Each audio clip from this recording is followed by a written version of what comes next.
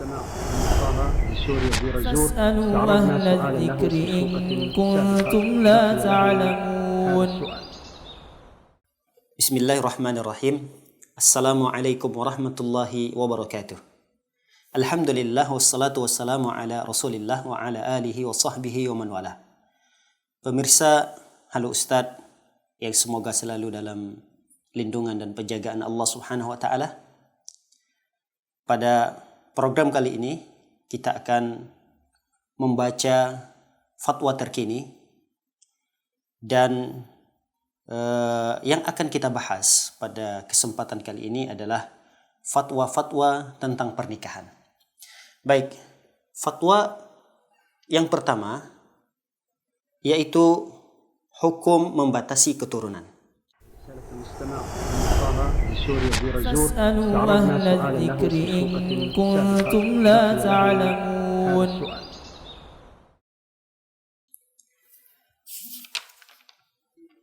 Al-Lajnah Daimah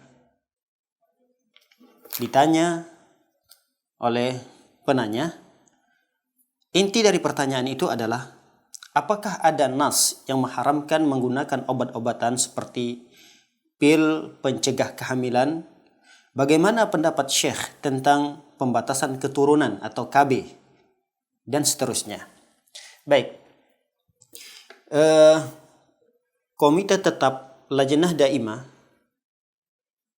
menjawab dari pertanyaan di atas bahwa kata beliau, terbit sebuah keputusan dari Majelis Dakwah Kibar Ulama pada pertemuan ke-8 yang diselenggarakan di Riyadh pada bulan Rabiul Awal 1396 Hijriah tentang hukum pencegahan kehamilan atau pembatasan keturunan atau mengaturnya, yang isinya adalah sebagai berikut.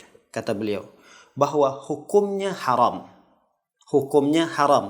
membatasi keturunan, baik itu menggunakan pil atau obat apa saja dengan teknologi yang canggih yang saat ini yang mampu dilakukan oleh pihak medis untuk menghalangi, membatasi keturunan, hukumnya kata beliau haram. Dengan beberapa alasan. Alasan yang pertama, karena perbuatan ini bertentangan dengan fitrah sucinya manusia. Jadi manusia itu memiliki fitrah, dan fitrah manusia itu secara suci akan mengatakan pernikahan itu tujuannya adalah untuk keturunan, untuk menambah dan melanjutkan keturunan. Itu fitrah manusia. Yang kedua, ini juga bertentangan dengan maqasid, tujuan-tujuan daripada syariat Islam. Tujuan daripada syariat Islam diadakannya pernikahan itu adalah untuk memperbanyak umat ini, untuk keturunan. Itu tujuan daripada pernikahan. Jika ada pernikahan lalu dibatasi keturunannya, maka ini bertentangan dengan tujuan disyariatkannya pernikahan tersebut. Kemudian yang ketiga, alasan yang ketiga, ini merupakan su'uzon kepada Allah Subhanahu wa taala. Orang yang membatasi keturunan secara tidak langsung dia telah berburuk sangka kepada Allah Subhanahu wa taala. Seakan-akan dengan banyaknya keturunan itu akan merupakan berkurangnya rizki. Berkurangnya rizki. Bahkan Allah Subhanahu wa taala sudah tegaskan. Apa kata Allah Subhanahu wa taala atas kekhawatiran mereka yang mungkin dengan banyaknya keturunan akan menjadi atau jatuh miskin, ditegaskan oleh Allah Subhanahu wa taala dengan bantahan dalam surah Az-Zariyat ayat yang ke-58. Kata Allah, "Innallaha huwar razzaqu dzul quwwatil matin." Sesungguhnya Allah Subhanahu wa taala dialah yang Maha pemberi rezeki. Jadi anak keturunan kita, anak cucu kita, itu bukan kita yang berikan rezeki, tapi Allah Subhanahu wa taala. Allah yang memberikan rezeki. Dzul quwwatil matin, dan Allah Subhanahu wa taala pemilik kekuatan yang kokoh. Dalam ayat yang lain Allah Subhanahu wa taala juga tekankan, "Wa ma min dabbatin fil ardi illa 'ala Allahi rizquha." Tidak ada makhluk yang melata di muka bumi ini.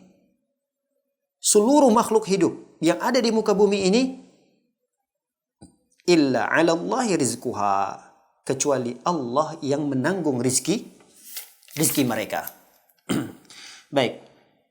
Kecuali ada pengecualian. Boleh bagi seseorang membatasi keturunan ya karena adanya unsur keterpaksaan atau darurat.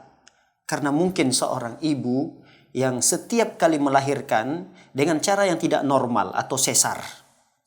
Tentu kalau kondisi ibu yang seperti ini, dokter tidak akan membiarkan ibu tersebut akan hamil dan melahirkan sesukanya, tidak. Tentu ada pembatasan. Mungkin ada maksimalnya 5 anak atau mungkin 4 anak karena kesulitan nanti dokter saking banyaknya tindakan operasi di area bagian perut seorang ibu tersebut. Kalau semakin banyak anaknya, maka semakin sulit dokter untuk melakukan tindakan operasi itu. Dalam kondisi seperti ini, kata para ulama, tidak mengapa dibatasi karena ada unsur darurat, unsur yang akan menjadikan seorang ibu itu bahaya. Nah, ini tidak ada masalah.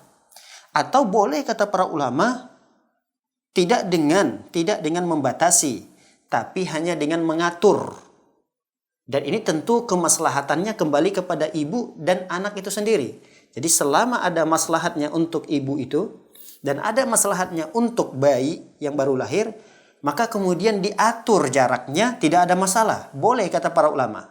Yang tidak boleh adalah membatasi keturunan. Itu yang tidak boleh. Adapun mengatur jarak misalnya karena seorang ibu ini kesulitan, tidak ada yang membantunya, anaknya masih kecil, dalam kondisi seorang ibu ini sakit-sakitan misalnya, ya sudah, tidak ada masalah, diatur jaraknya dengan menggunakan obat, pil atau apalah teknologi yang canggih yang dimiliki oleh tim medis untuk mengatur jarak kelahiran antara anak yang satu dengan yang kedua dengan yang ketiga, tidak ada masalah.